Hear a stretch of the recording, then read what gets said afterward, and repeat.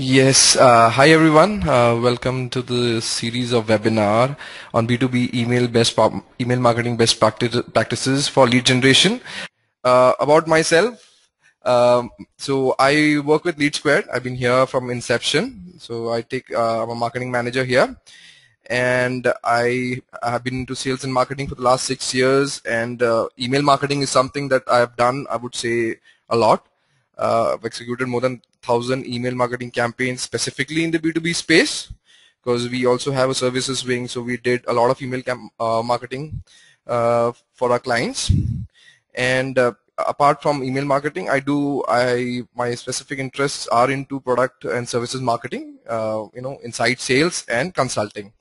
So a lot of things that I say here is through the experience that I've gained and the lot of analytics and data that has gone in front of my eyes. So let's get started.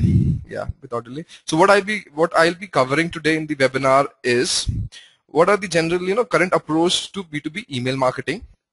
What is the approach that should be taken, which we feel which will yield better results, which has yielded better results for us, and some best practices which needs to be followed in this new approach, so that which will help you to generate more leads. So I believe we all are here to generate leads itself. I mean, I believe all the people who are attending this webinar or who signed up for this webinar had that particular point in mind. And email marketing is one of those channels I personally believe is still young and still one of those channels which generates the maximum amount of leads. I'll explain, I'll get into those details during the course of the webinar. So as I said, is email marketing still relevant? If you look at the graph here, it is still only 10% of the people, around 10 or 11% of the people, still use email marketing, and which means it is still nascent. That is specifically for the SME section, small and medium-sized businesses. So there's still a huge scope. Definitely, a lot of more people need to adopt it, and because since it is one of the major sources of lead contributor, so small and medium-sized businesses are adopting it at a very high rate now recently. I mean, once they came to know about the results that can be generated through email marketing. So that is the reason. And now, how to use email marketing as a prime strategy for lead generation, for B2B firms.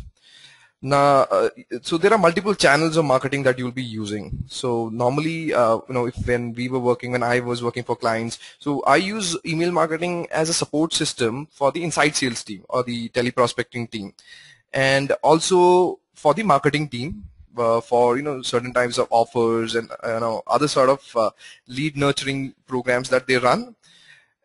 So when it's coupled with other sources or other channels of sales or marketing, it produces the maximum number of results or maximum outcome.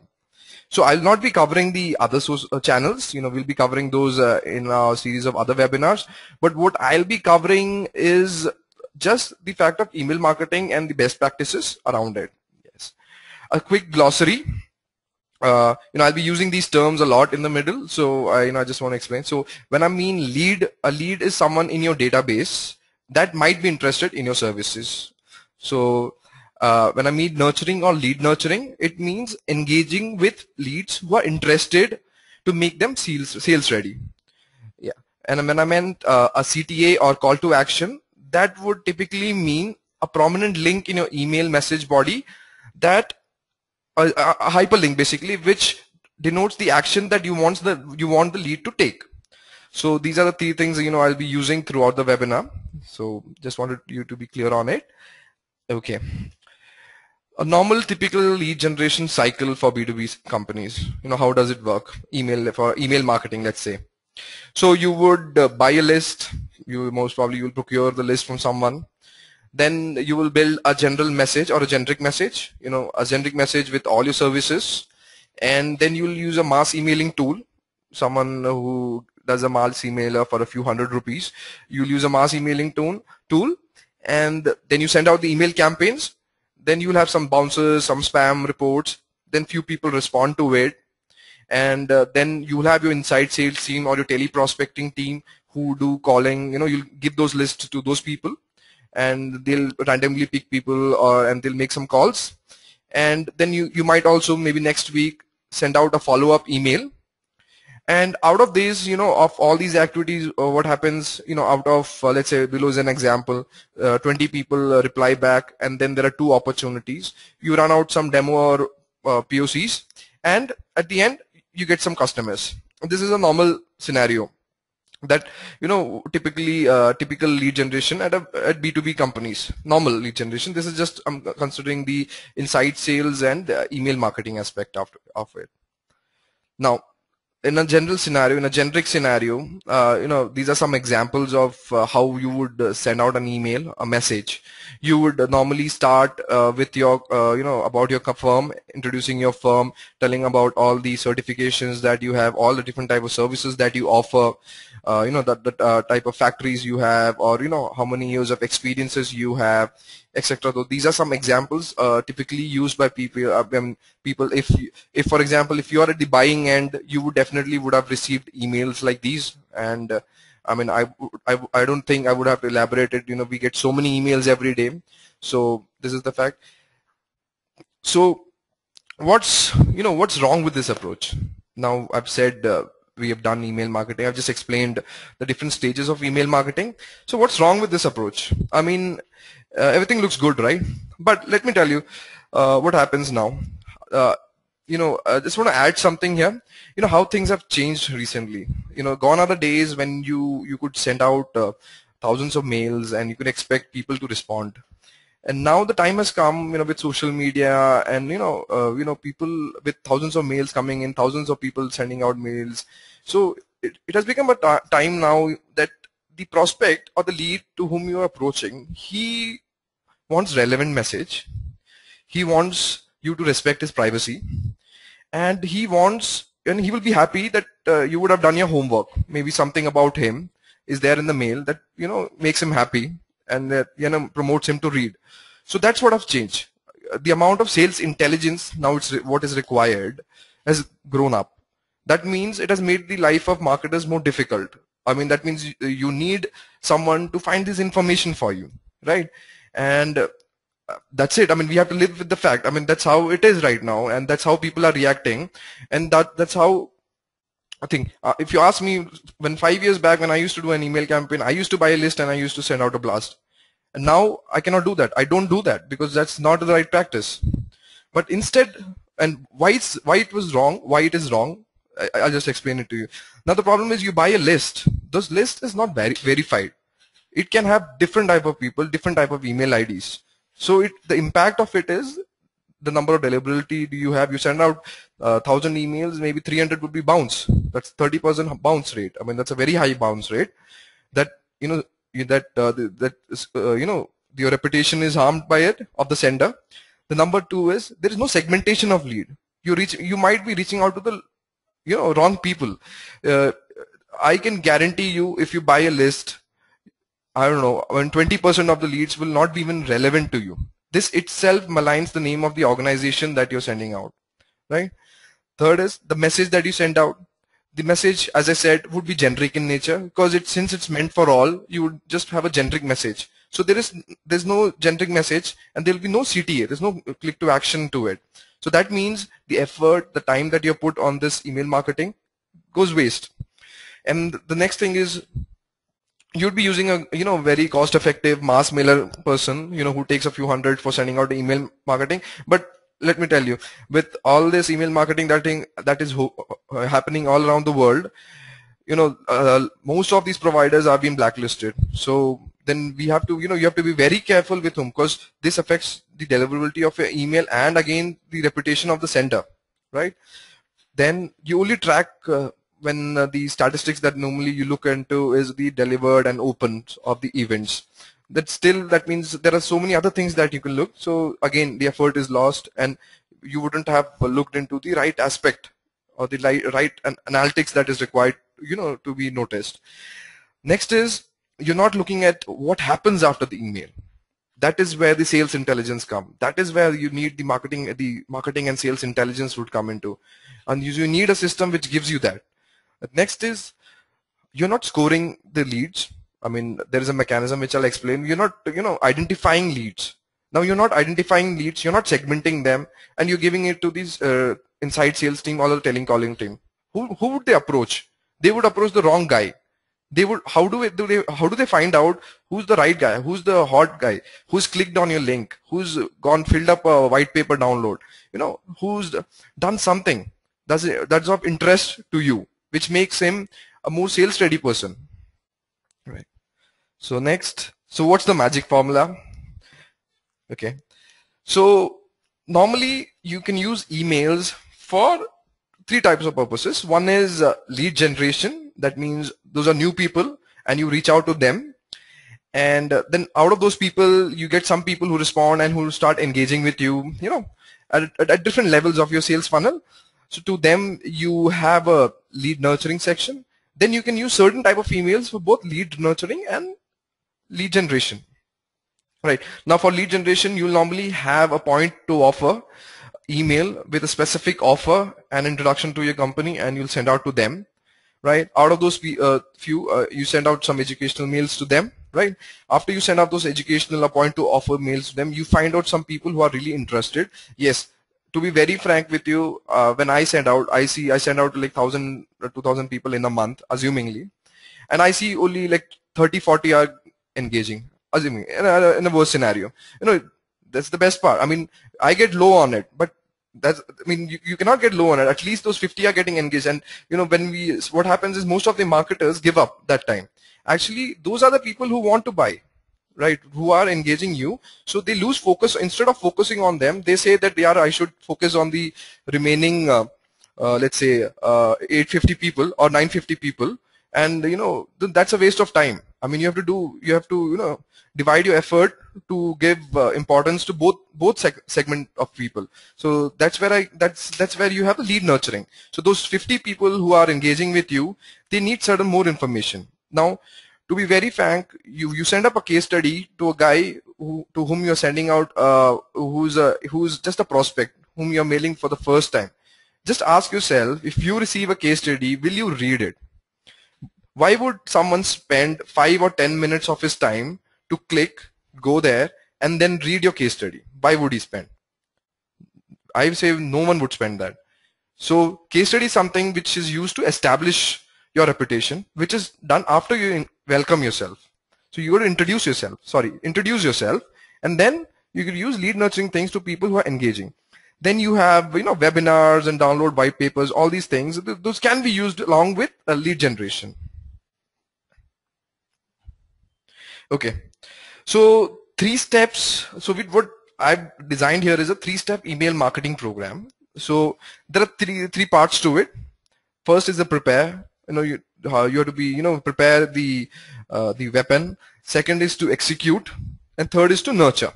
Now preparation is a part which involves which consumes the most amount of time and energy, and which requires which has to be done religiously. I mean, you should have a bird's eye view in the prepare section.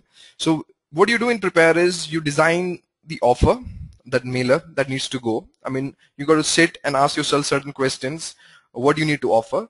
Then what you do is you send out, you define the targets, whom you want to reach, and that has to be mapped, right? I mean, first you need to send out to the right people who would actually want that offer that you're sending.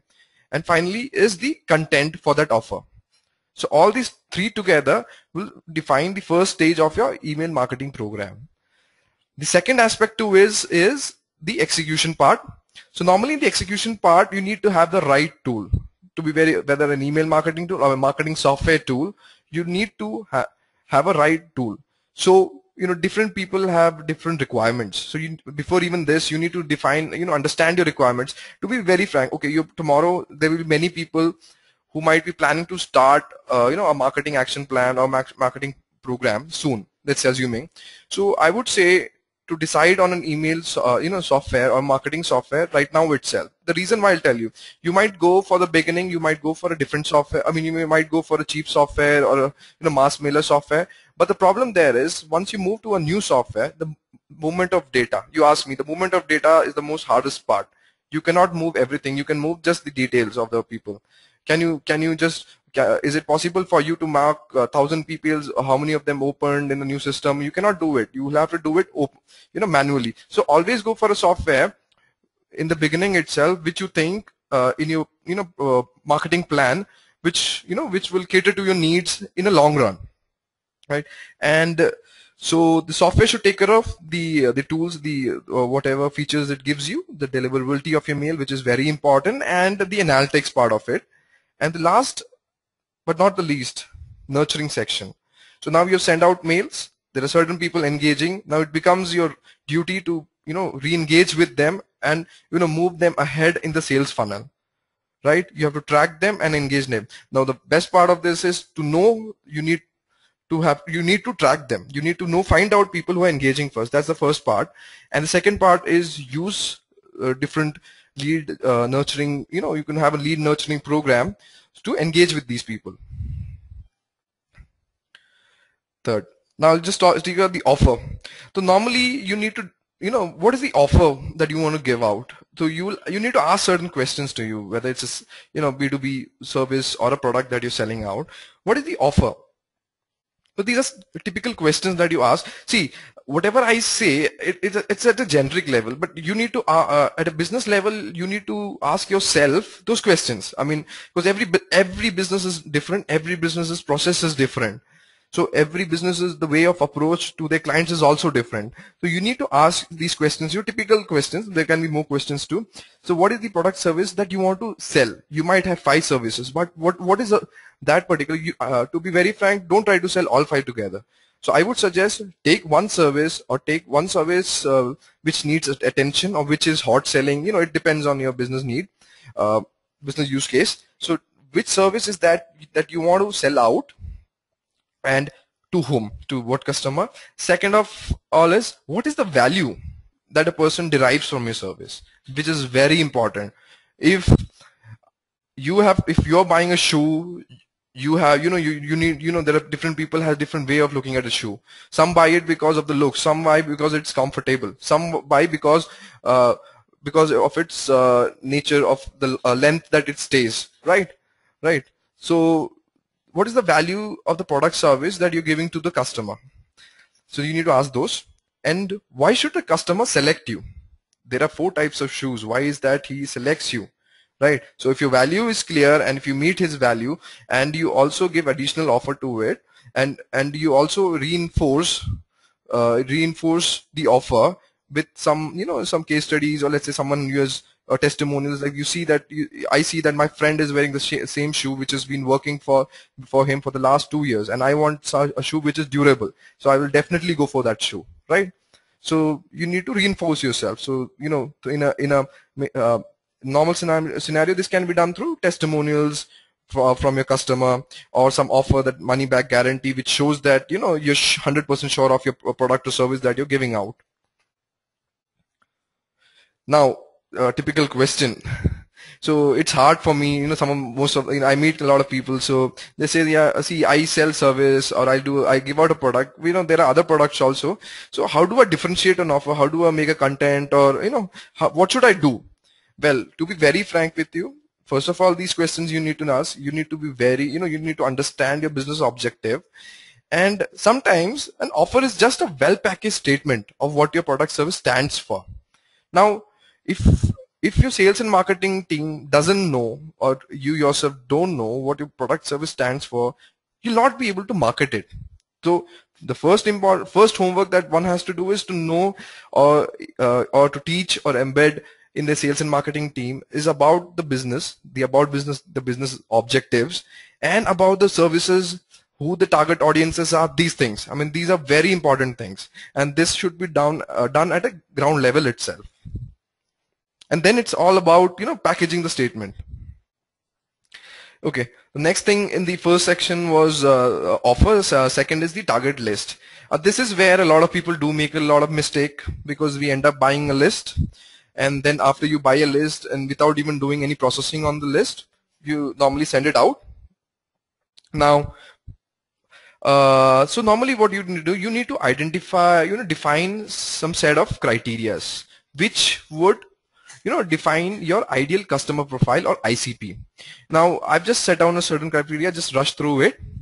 So here's certain criteria. So I tell my marketing team or my market research team, I need only people who fall into this particular revenue, whose percentage of employees are between these two, I mean between 50 and 250, and who are from this particular industry, and they're only into B2B space. And if I have to see that there's a certification requirement or something which is mandatory for that customer to have.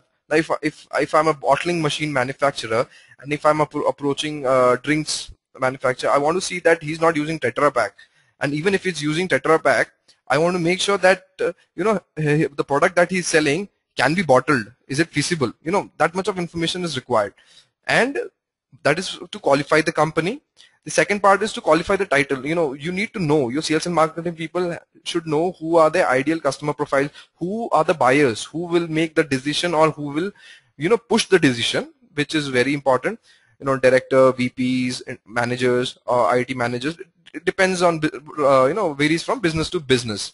Now, then, normally what we do is we have a lead grade mechanism. So what we do is, people who match 100% of all the criterias are graded A, then 80% B, below C and D. So once you do this, you have a segment of people who would who would be 90% of the people who fall into the, this is the ideal case, 90% of the people who fall into the lead grade A, then the B, C and D. So I would want to put maximum effort on the grade A guys, because I know that they are the ones who would buy from me, right? Or match the maximum criteria that I've given. So I think they are the best suitable guys. B, okay. C, still I'll try it after B, and D are the least. D is the last. D are the section of people to whom I'll go at the end, or who your inside sales team or your field sales team should approach at the end. So this is about building a, this is very important to have a ideal customer profile. Now, next is, I know most of the cases you buy data sources. I also buy data, but what I do is I buy data. So I only buy it for the name of the companies. I do not go for the contacts, because I buy the data. So even if I buy the data, I have a dedicated team here who would, who religiously check each company based on the ideal customer profile that I give, and they re-input, or they find out the people or the point of contacts that I require. So these are some sources that we use: LinkedIn, InsideView, Data.com. For India, you have Fundu Data, Just Dial, Sulekha. Then you have trade portals, directories. Even for events, certain times you can buy the list from events at least. So what important there is to get the names of the company. I would not pay importance to the people, the person who the contact names that they gave, because most of the times they are irrelevant. So it becomes mandatory for the marketing team to cleanse the list or cleanse the data, rework it. It is time consuming. No wonder. But to have the best, to get the best results, you need to do that. Next is, certain places you check out from these data sources. Most of the details are available through data sources. Then you can have from the website, which is a primary source for information, and sometimes from the social profile of the lead, LinkedIn profile, you get other information. I mean, this is a big topic itself, but this is some, some basic points, pointers that I have to give. The final is you need to segment the leads based on their ideal customer profile and the grade and behavior.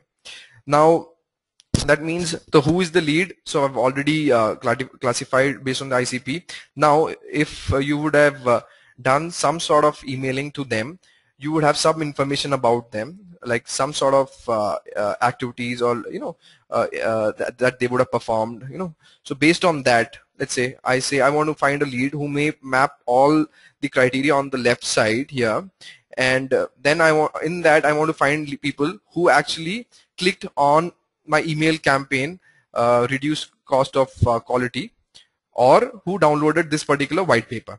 So then I get a segment of lead, and this segment is what I can be sent out to. And this can only be done with a proper software tool, right? Because you can just, imagine thousands of leads in an Excel.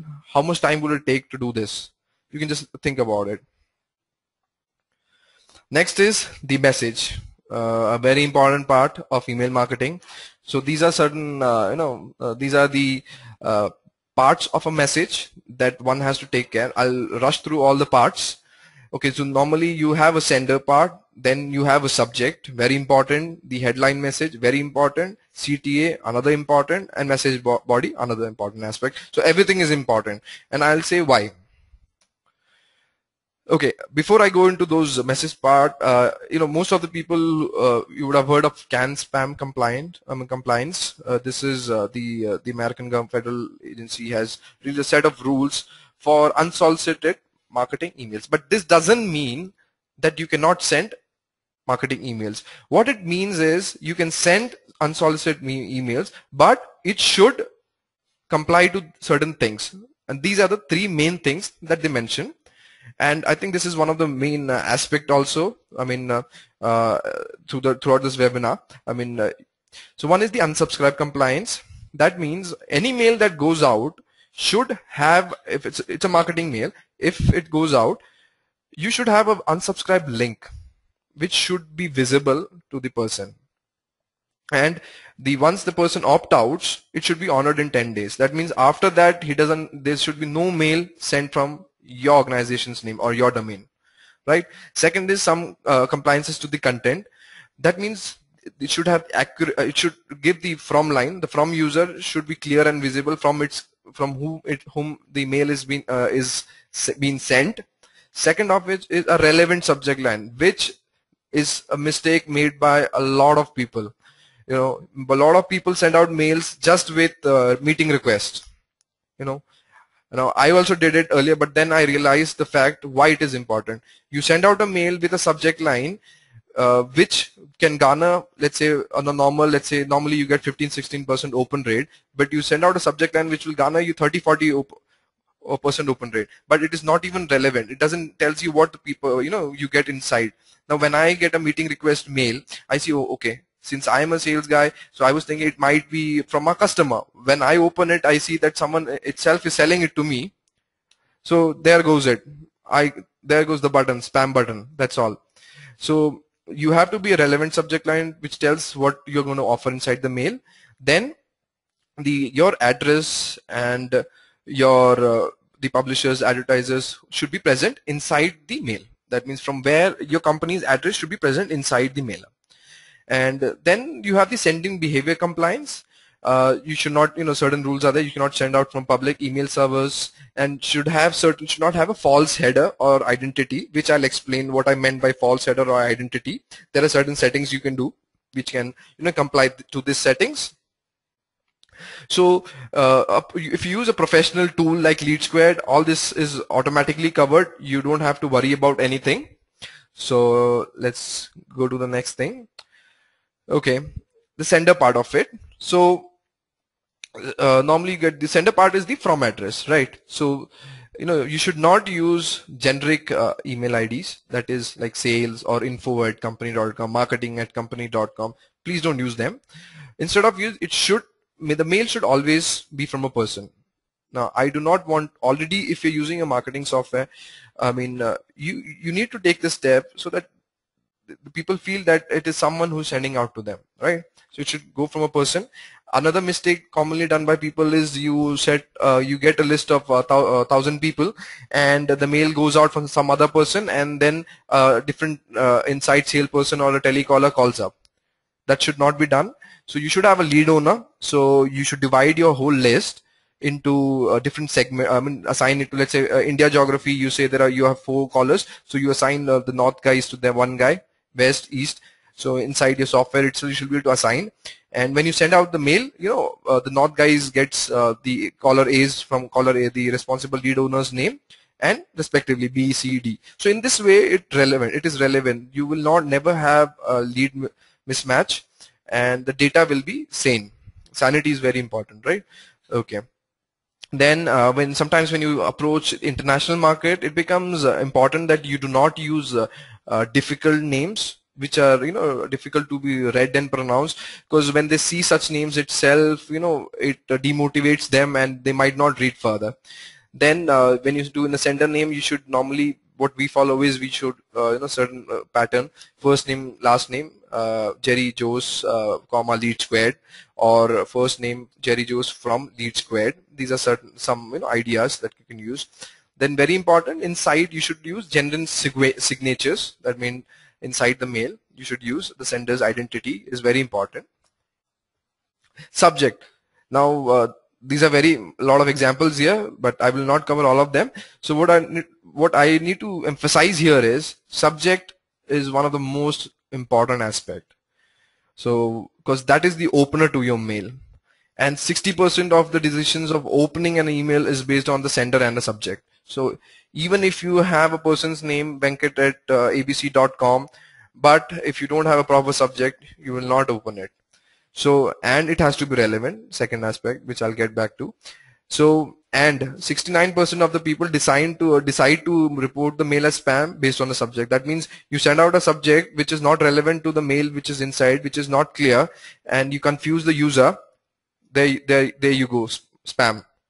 So subject is very important. So it has to be very clear. You don't, for example, you don't tell join us free for a webinar on April 2nd, 2011, and you use question mark, hyphen, etc. It's confusing. You directly tell them a webinar, this is the topic, B2B email marketing for lead nurturing or lead generation, sorry.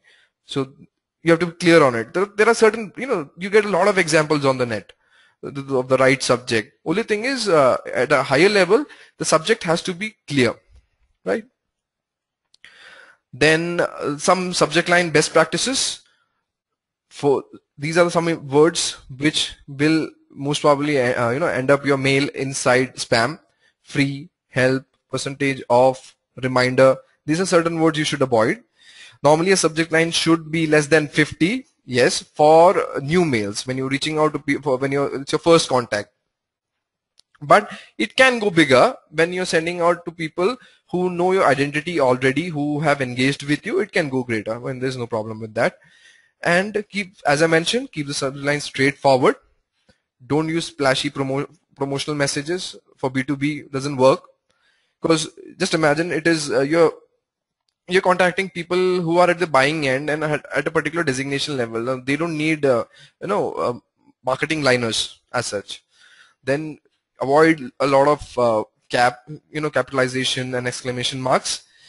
And sometimes we have felt personally that subject lines sometimes which are a sort of a question which is asked from a person performs better.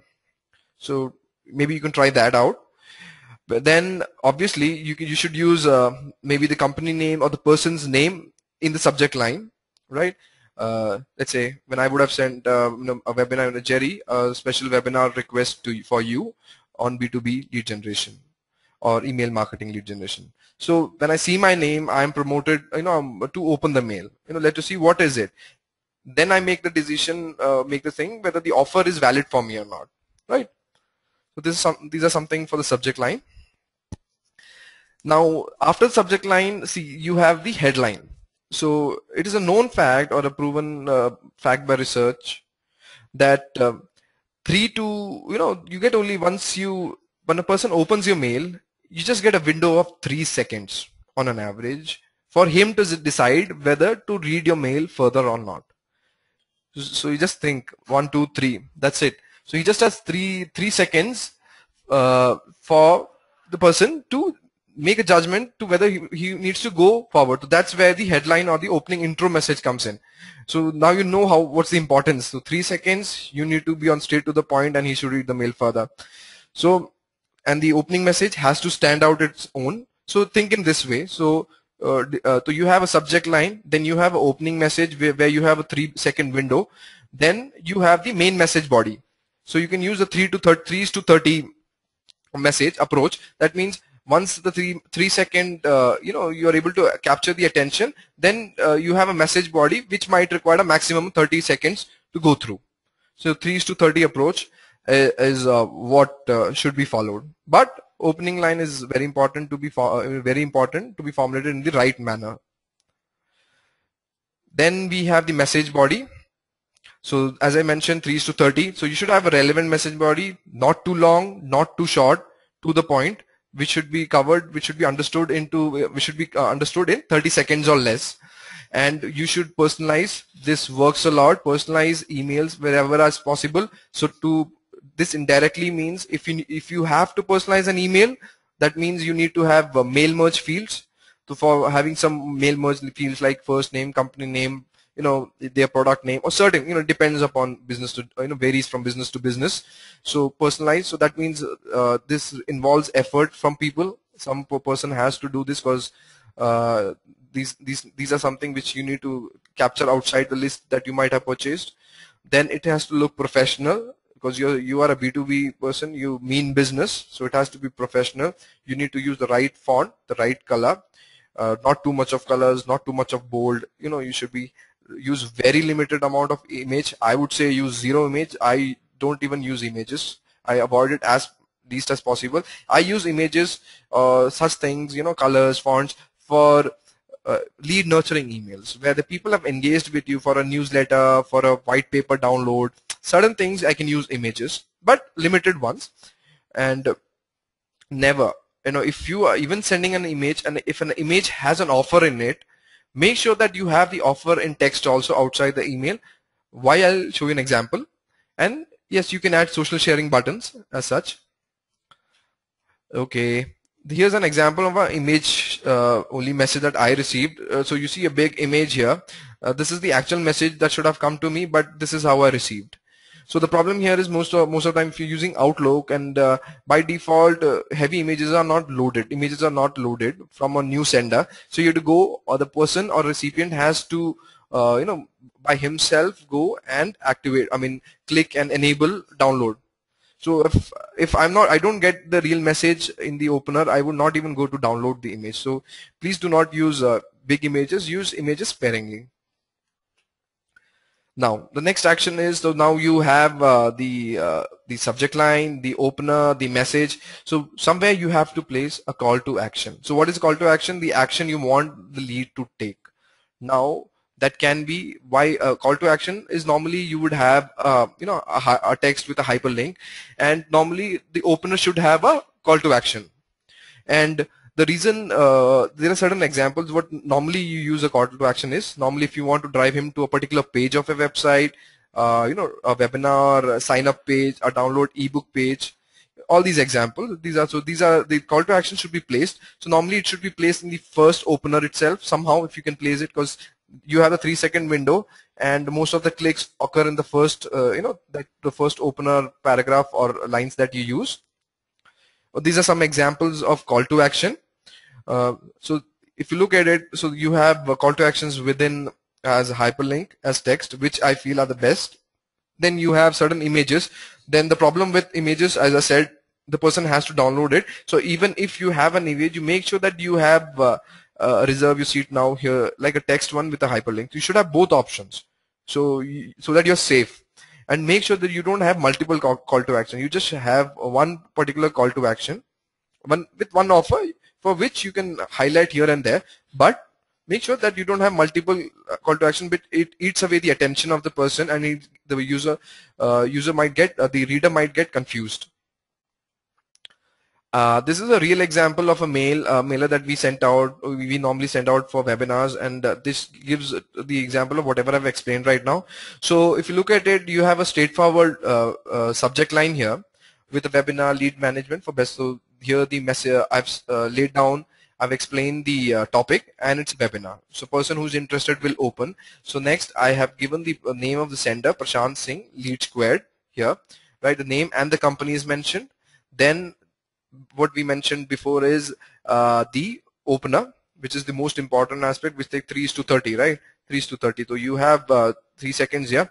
So where we directly come to the point, what is it about, and the topic of the webinar. A person who reads below comes down, he sits. So you have the CTA, reserve your seat now, on top, and you also have the message body, which gives you information about what are the key takeaways in the webinar. Then if you come down, you have another CTA repeated. So you don't maybe you don't want the user to reader to go back again on top to click. If he's interested, you want him to click there, and then a properly formulated signature. So I'll take a small break here and just look at some of the questions that we have here. So let me check the questions. Meanwhile, while I look at the questions, I'll just send out a small poll. If you could just answer that poll, it would be really good. Okay. I have a question here from Paul Harry, who says, can you name a software tool for segmentation? So I believe what you meant by segmentation is based on the criteria as you are able to devise the list. So normally marketing softwares like mine, Lead Squared, and you'll have other softwares too, will have one of segmentation as a core feature, where you can easily, when you import a lead itself, you can segment. Uh, you can segment people on two aspects. One are explicit details, one are implicit details. So explicit details are the details which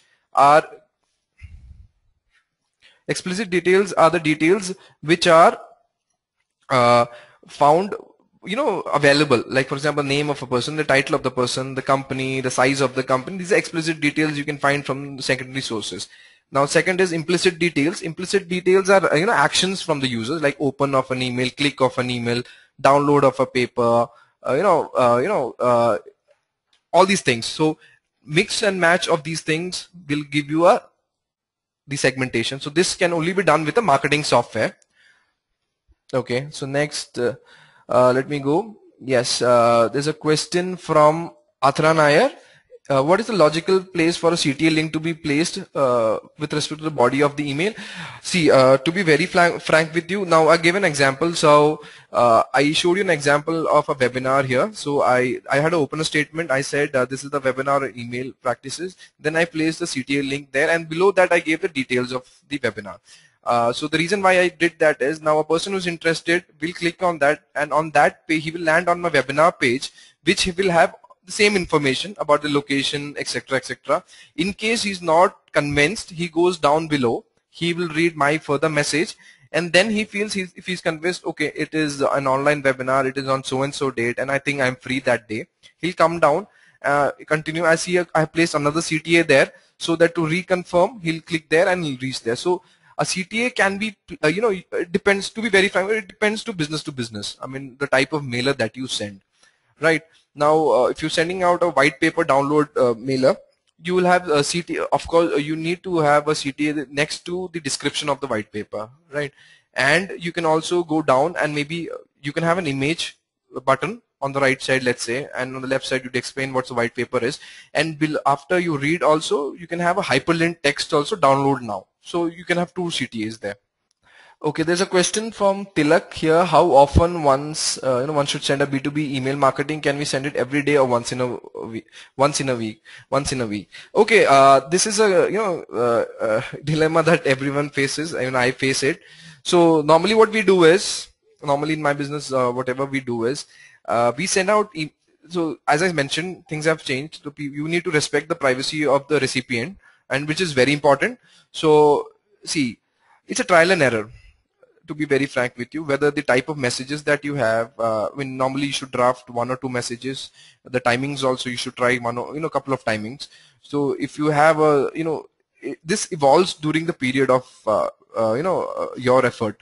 So for me, if you ask me, we normally send out one mailer a week, one mailer to a set, and then we send out a follow-up mailer next week.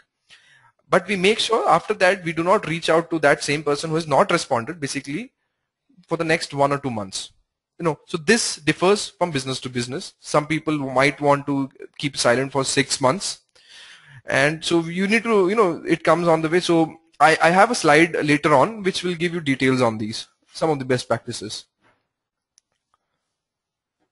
See, do you need to have an SMTP server to send emails? Nitesh, Naveen, Nitesh, normally if you're doing one-to-one mails, your company would always be having a mail server itself, with your domain provider itself, or you might in-house itself have an email server. But normally in today's scenario, no one does that.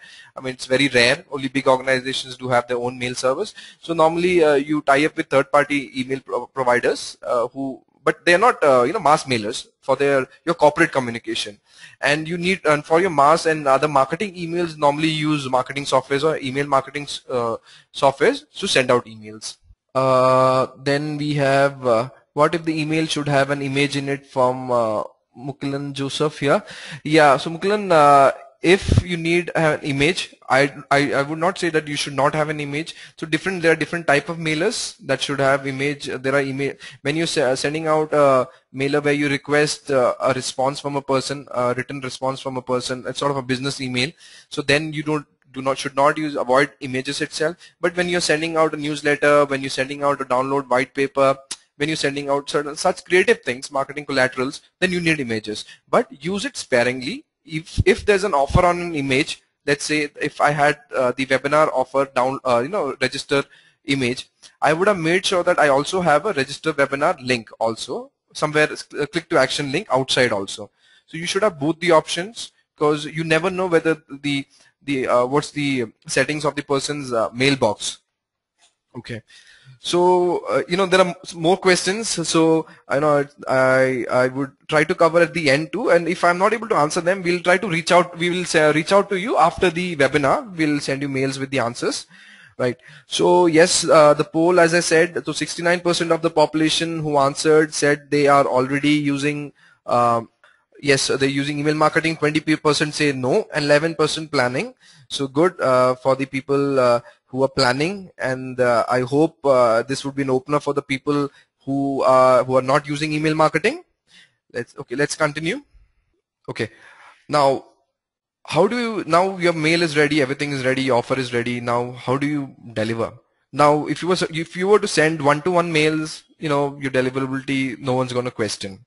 But if you want to send out thousands of email or 500 hundreds of email, to be another point that I need to ask point out is, make sure that you restrict the size of your segment to whom you mail out, specifically in B2B.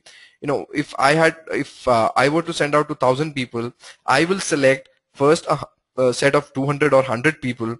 Then because if it's a first campaign, then I'll maybe draft 2 emails, send it to, let's say, 100 each, see which works, and then take another set of 200 and send it equally. So this also ensures that you give maximum attention, and also you make sure that if you have an inside sales team, they're not overloaded.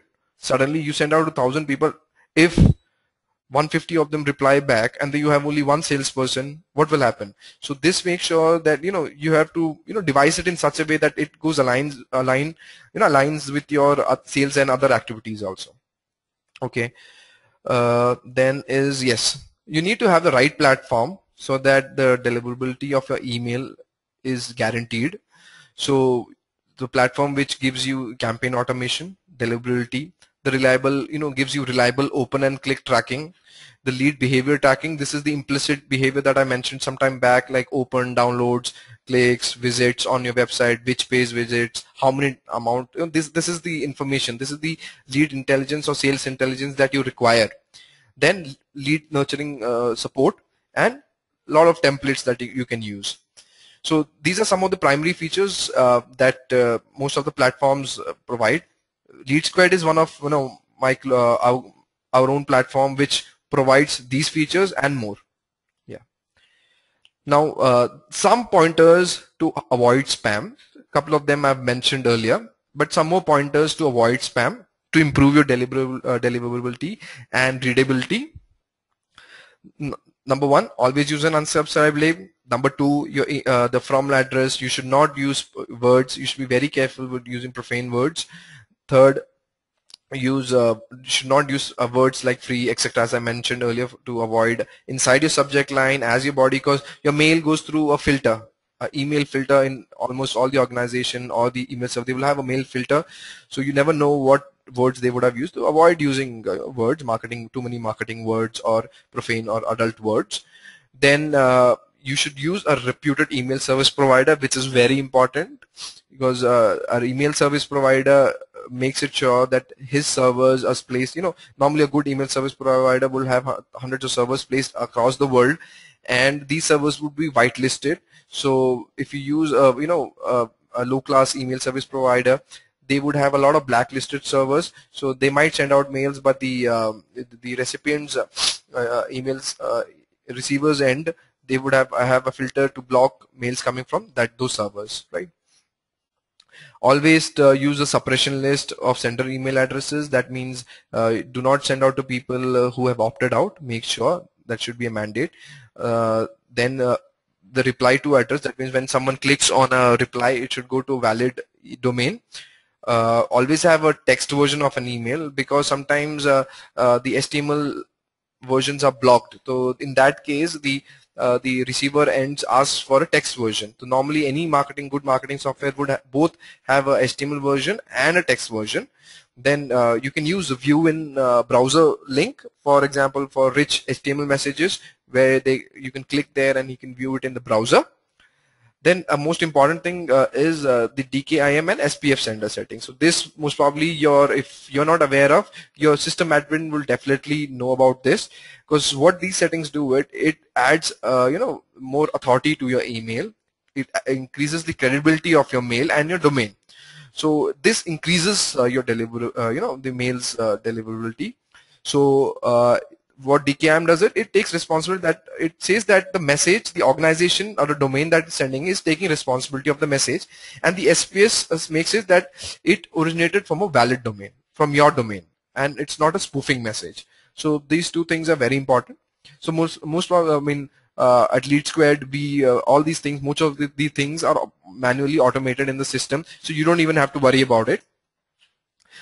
Second thing is to test thoroughly. You need to test thoroughly, and my team, whenever we send out an email campaign, we test it each and every time. Sometimes we get overconfident. In the past, we got overconfident, and without sending out a same mailer which we had sent out earlier, we sent out again, and there were mistakes in them. So to be frank, every campaign that you do, send out, and during a campaign, any change that you do, please send out a test. So what you can do is, what we do here is, or what the best practice I feel is also, you should have a test list of your team, a few people to whom you send out these test mailers. And these test mailers, because they will be the people who review it, and they'll give you a feedback. Now, if you make some more changes, you make sure that you test again. Doesn't matter how much time, it is irritating, but you need to test it till it's perfect. Then please test it on some clients like Outlook. Especially for B2B emails, most of the readers that you have would be using Outlook. Gmail is relevant, especially for Gmail for B2C emails, and browsers, Chrome, Firefox, IE, and mobile, especially in today's era when everything is on mobile and everyone's on the go. So I would say 60% of the people might read on the mobile. So you have to be careful that your mail is readable on the mobile, because sometimes what happens is, you might see that the text is average on the screen size, but it is very small on a mobile. So you might want to increase this 0.5. You might want to increase the size by 0.5, and it will fix both ways. And as I mentioned earlier, use tools, A and B testing of emails. You should have a multiple campaigns, versions of the same campaign. Select a small set of group of people to whom you want to send. Let's say out of 1,000, maybe 100, send A mail to one, B mail to one, see which gives maximum open rate, click rate, and responses, and use that mail on the rest in small set, 250, 250, 250. Okay. Then as there are even now there are a lot of questions on the delivery and the right time. Okay. B2C, we all know weekends. People, when they are free, they like to get offers and read the mails. To be very frank with you, in B2B, over the period of the time that my team and the campaigns that I've done, what I've seen is, no matter when you send a mail, people do read it. The only problem is the response part. So what I meant by response part is, now you send a mail on Monday. If I receive a mail on Monday morning, I won't even have the time to read it. Respond to it. Even if I read it, I see, I want to send back a response. I would not have a time or to do that, because I will be preoccupied for a lot of work which need to be planned for the whole week. So normally I feel Wednesdays and Thursdays are the right time, and post lunch. sometimes post lunch is a good time to send out a mailer, because morning times are busy with people. You just see, you yourself evaluate yourself. When you come to office, you open your mailbox, you have tens or fifties or sometimes hundreds of mail, right? So what would you do? You will just scroll through it. And when you see a mailer, which is from when someone sees your mailer, even if he wants to respond, he might think, oh, I'll respond to him later. So that later might never come. So post lunch, you're a little relaxed, and you've had your lunch, you're relaxed, and you've finished off some part of your major work in the morning. So normally people, most of the times people respond, and better performance after post lunch. Sometimes also, certain times, period of the years are very important for B2B. What we have seen is, see, from Feb to May to June beginning, the open rates and responses are high. So June normally is vacations, schools are closed, summer vacations, people travel a lot here and there. So you might not, because they might completely shut off from the world. They don't want to get disturbed also, maybe that time. Then during mid of July, mid of July to October is something where it is very high, let's say.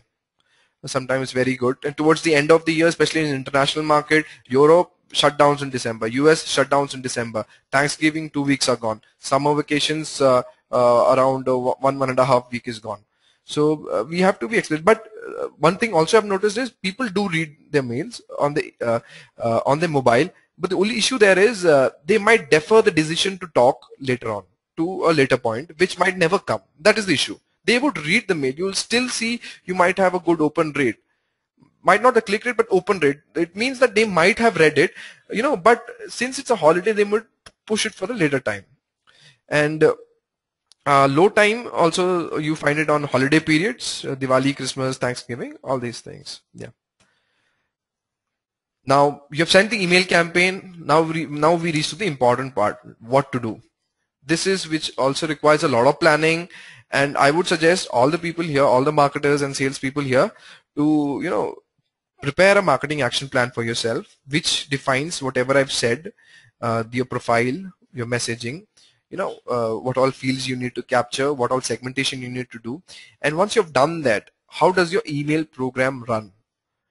So how do you reach out to them? You send out one mail today, how much gap you put to the next mail. In the next emailer that you send out, whom you should remove, right? Okay, then mails have gone. What are the analytics that I look into, based on which whom should I prioritize and send it out to the sales team? What is the information that I need to look into? These things are very important. So you need to analyze a campaign. So this is a dashboard from Lead Square. These are some certain information that we give out for an email campaign.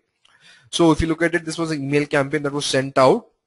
There were around 1,200 recipients here, and it gives us information like the number of open rates here. You can see the open rates here, the click rates here, the number of spam 0, how many people unsubscribed, the number of people who bounced. So if you go, it gives you the list wise also. Right now there's only one list, a master newsletter list. It gives by list wise. If you have multiple lists attached to it, it will tell you based on each list which list performed the best. And it also gives you information like the links that were present in the email, and which of the links were clicked and how many of them clicked and who clicked. I mean, basically I could not capture it in the screen, but below you'll get a list of people who opened, clicked. You can just put filters and you can find out. So some basic benchmarks. So for email campaign for a recipient. So as I mentioned, always keep a size of 200 to 500 recipients, which will come out to, let's say, 100 to 200. 150 to 50 companies in terms of accounts. Companies. You might have 200 to 500 recipients. Deliverability rate should be greater than 95%. That means only you should have a bounce rate of less than 5%. This is a good thing. But if you buy a list, you will never reach this. You will have a bounce rate of 20 to 30% minimum, which will spoil your reputation and name. So you need to cleanse the list yourself, have a team, or yourself do it. I know it's a tiring process, but it needs to be done for better results. Then you should have an open rate. We believe 16% and above is a good open rate because we've achieved it. A click rate of greater than 4%. So most of you would be thinking why click rate is so low. Because click is something you are asking a person to spare 2 minutes of its time to do something, an action.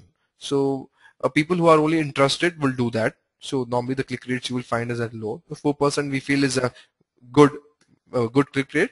Unsubscribe should be less than 1.3. Where if you look at us, we get unsubscribes of 2, 3. So unsubscribe is a direct proportion of how you reach out to the number of emails you send to them. So make sure that the timing is correct.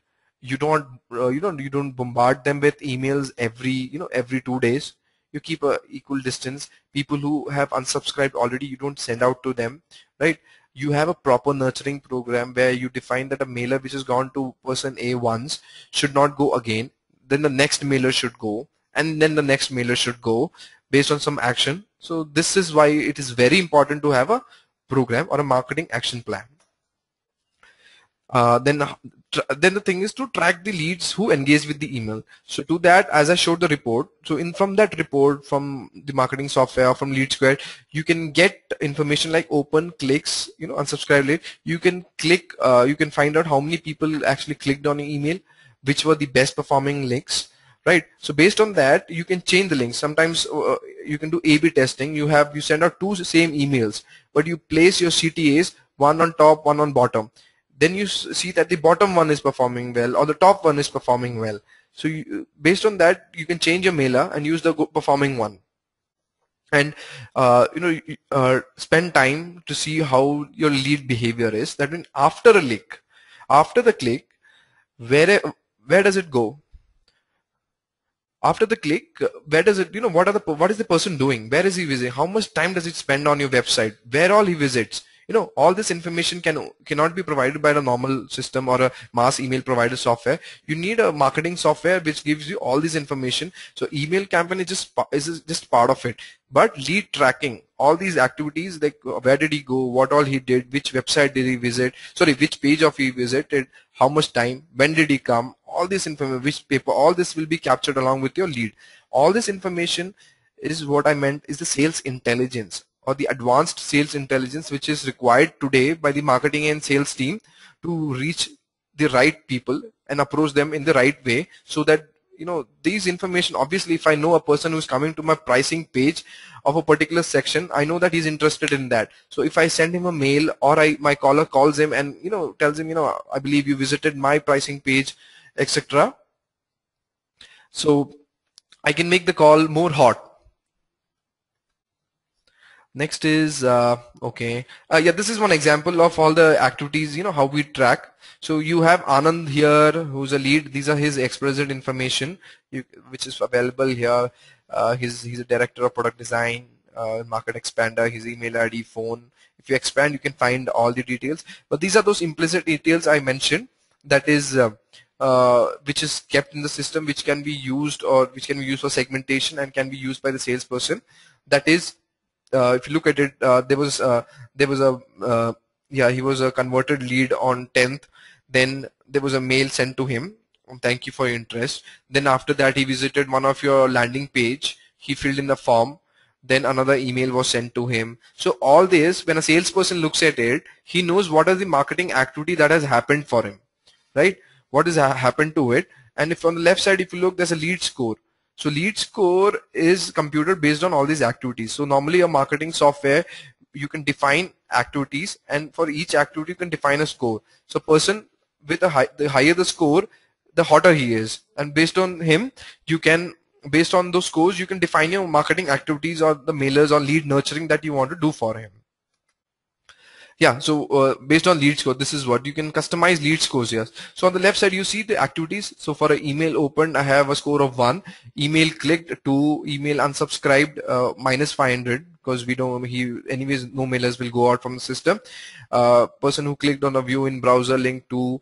Then if you come down a website, so normally marketing software or such as Lead Square, they put a tracking script on your website. So it's does not end just with a mailer. So once a person clicks a mail on a link and he comes on your website, all that is captured. And even if he comes back to your website after a month, even that will be there in the lead activity. Even that will be captured and that can be notified to the marketer. So that's why we have this. So you have the website is a form submission. He visited a page on the website. He clicked a particular URL. This is these are certain things and more. There are more things that can be tracked. These are implicit.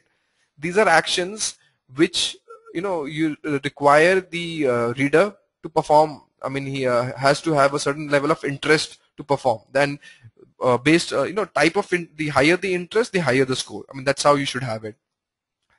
Okay, the last is the segment, nurture, and lead based on stages. So now you have a lot of leads coming in. You have your marketing program that is going on. So you will normally have a marketing or a sales funnel.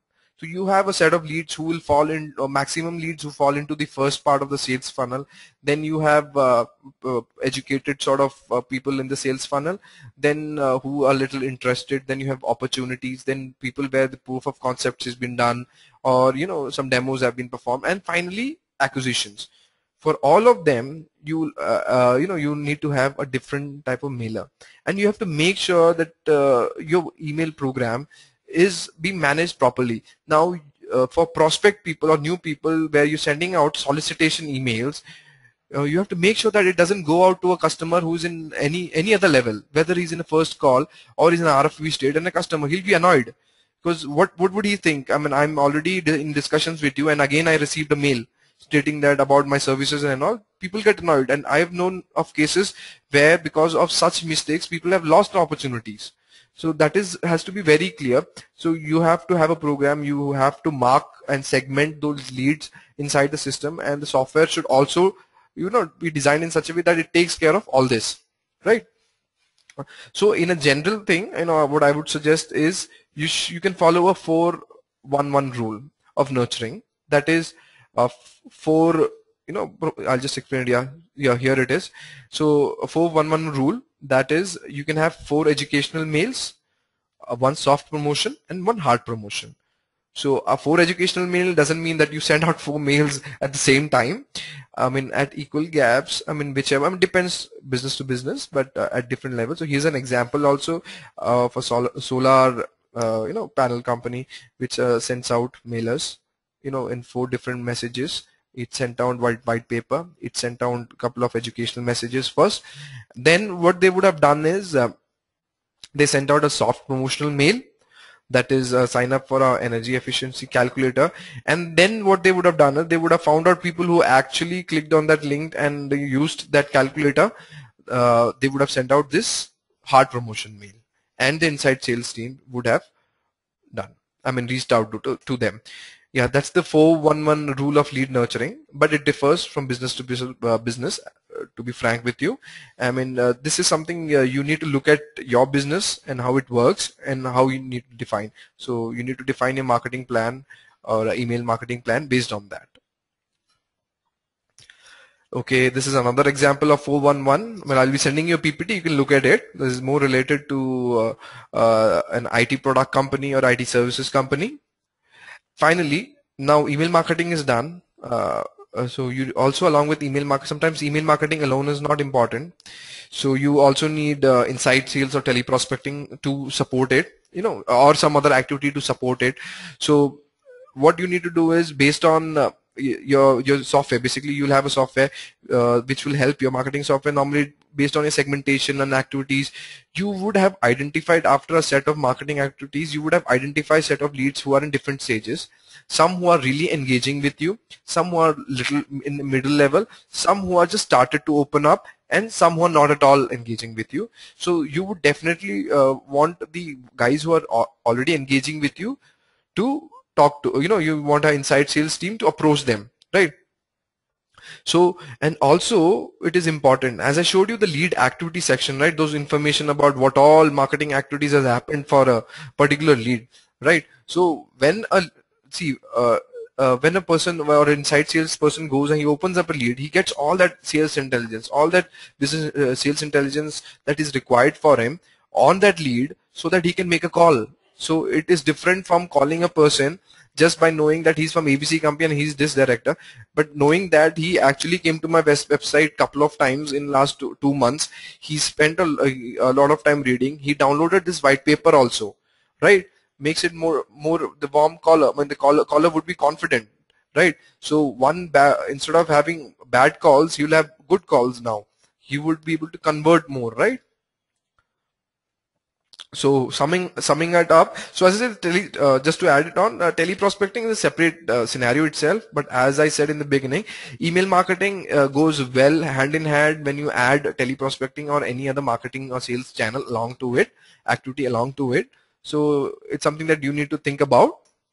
So to sum up, the effective way of doing email marketing: define the offer, as we said, select the right email tool or the marketing tool, build and segment list. Very important. Please stop using buy list or bought list. Sorry, because if you're buying a list, make sure you buy it from a known source, or and you use it only for, let's say, getting the company names. And you might need to have a market research team which works through it and does their job, right? Choose the sender and subject very carefully. This is regarding your message. Create an opening message that can stand on its own and drive attention.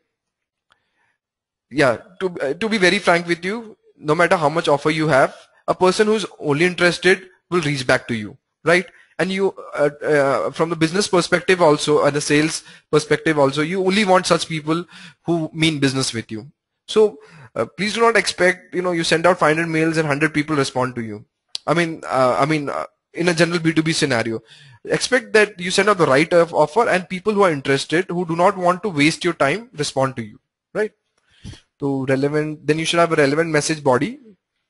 Then the right CTA is very important.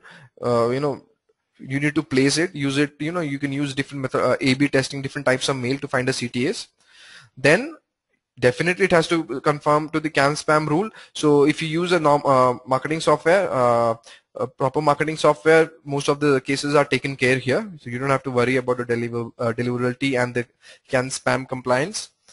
And then send campaign, analyze the results, very important, segment them based on the results, have a marketing program to address to people in different uh, levels of your sales funnel or the marketing funnel. Finally, track lead behavior and their scores. Basically, this is used to create your the marketing funnel and approach them. And finally, nurture them. Okay. So with this, we come to the end of this webinar here, and I'll just go through some of the questions here. I don't want to take up a lot of time. I'll just answer some of the good questions. Some questions here, and I will, we'll get back to you on the questions. And you can reach out to me at Jerry, Jerry @leadsquared.com. If you have any particular question that you need to answer, you can reach out to me. It's Jerry @leadsquared.com. You can see the domain name there. You can reach out to me. Okay, I'll just take out some questions here. Here's a question for Gopinath. Hi Gopi, what would be the success rate of emails to hit the inbox?